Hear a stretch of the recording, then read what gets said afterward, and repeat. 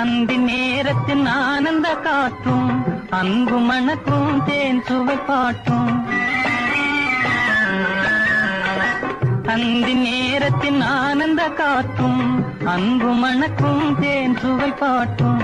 அமுத விருந்தும் மறந்து போனால், அமுத விருந்தும் மறந்து போனால் உலகம் வாழ்வதும் ஏது, பல உயிர்கள் மகிழ்வதும் ஏது. நெஞ்சில் இனித்திடும் உறவை, இன்பம் என்னும் உணவை தனித்து பெற முடியாது.